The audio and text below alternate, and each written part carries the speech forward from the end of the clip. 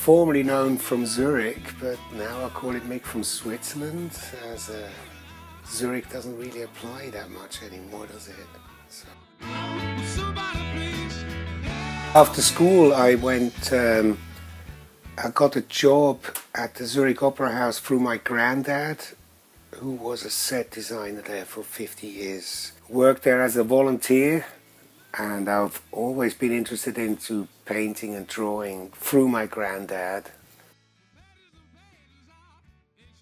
Well, after that year at the Opera House, I've applied for art school in Zurich. And at the time when I was in art school, I got interested in tattooing as getting tattooed, because I was interested into music, and a lot of the music I liked, the cool guys like Rose Tattoo or AC/DC, Bon Scotty, they had tattoos. I did what most people did in these days, which was the mid-80s.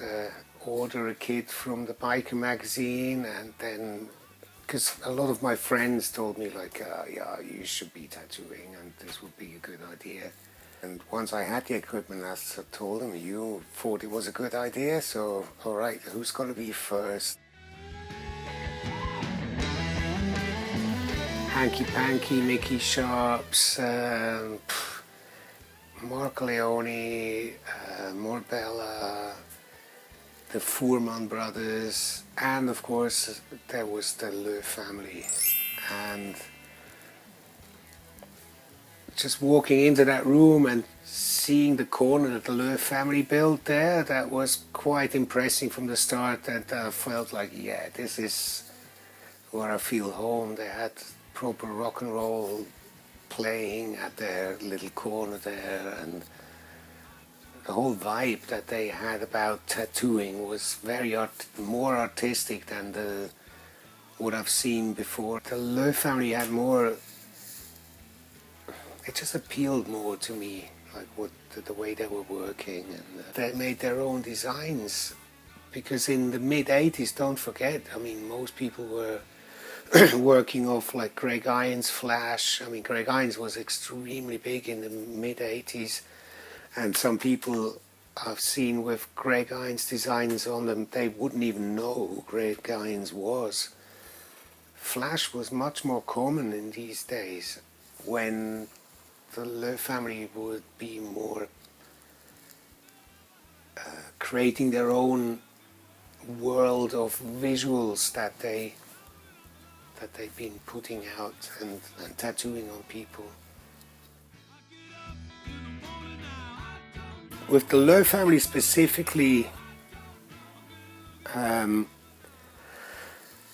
over the years that we've gotten to know each other, it became a bit of an exchange program, in the sense of I could pick up a lot of tattoo information technically, when I could give Philip and Titine some technical advices that I've learned from my painting education to help them with the painting. They helped me with the tattooing, so this was a nice exchange, interaction, or whatever you would call it. Yeah. The customer comes to me with a certain idea or a vision that he has, and I've tried to realize that vision on the person, when in painting it is totally my vision. If halfway through the painting I change my mind, I can do so. I cannot do that with a tattoo, because it is a service job. There's two people that have to be satisfied at least with the result, and that's primarily the customer, and a little bit secondary me, you know. Friends of mine, artist friends, might see it, so you gotta keep in mind, like, oh, what would Philip say if he saw that result? There are many young guys out there that are extremely dedicated and artistically extremely talented. And today they have much easier access to information that I did.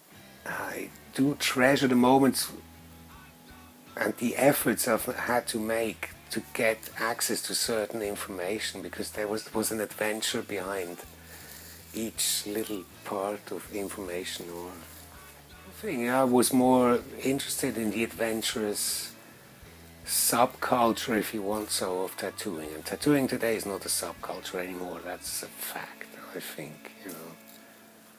Because if I look at my customers, they go from the lawyer, policeman, the customs guy. It happened. We did reach that goal. And I'm not complaining about the popularity of tattooing as it is today. They got TV shows and a certain level of popularity that becomes, in my opinion, sometimes a bit embarrassing. But this is, you know, you better think well what you wish for. We want the popularity. This is what we have right now. I did enjoy conventions very much, and conventions are a very important part of tattooing. The exchange of ideas and seeing other friends work. It's very inspiring. Probably the peak of it was, for me, the '99 Tokyo convention. It filtered, at that time, it really filtered out who's going to go and really make it to go to Tokyo. Of course, you had a lot of soul brothers or sisters or whatever meeting there that made the effort to go to Japan and get educated and were interested in the Japanese style. And by educated I mean if you don't go over there, it's like trying to learn to swim from a book, you know. My interest has been mostly in the Japanese version of dragon painting, yeah.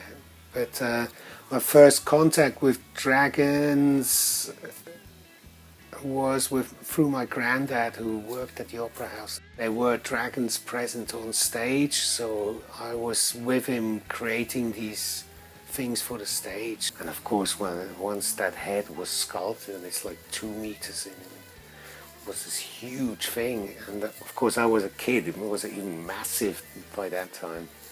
That was quite impressive, and I did like that image very much as this fantasy creature of mystical. I still love it when customers say, "Oh, but isn't a real dragon green?" I go like, "Yeah, do you have one in your basement? So could you send me a Polaroid of your real dragon?"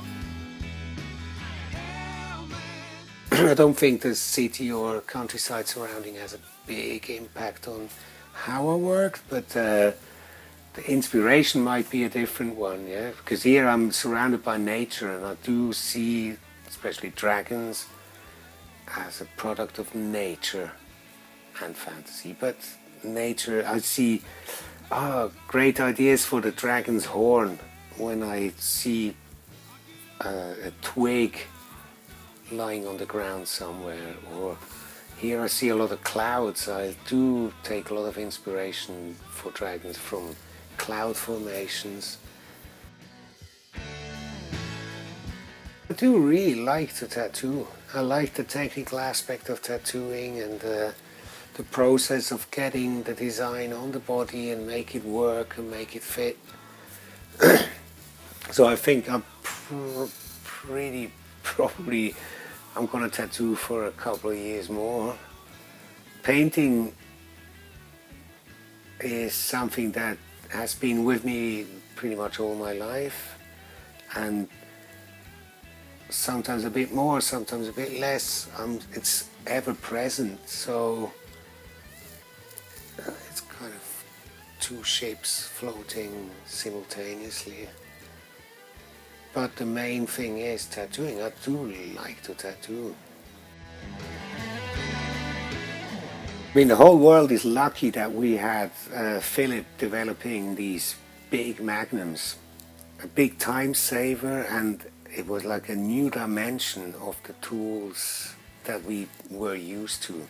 We worked from like smaller to a little bit bigger, then a little bit bigger, like work your way up. And I see young tattooers grabbing that thing like it's an everyday bloody tool to use, where I think like, all right, good on you, you know, nothing against it, but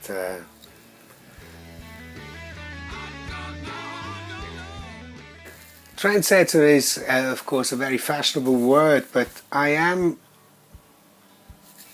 do feel pride when I open tattoo magazines and I see somebody's work that I've never heard of that person before, and I can see where he had taken a claw or a certain dragon design that I know it's somewhere around 16 corners. It comes from my end.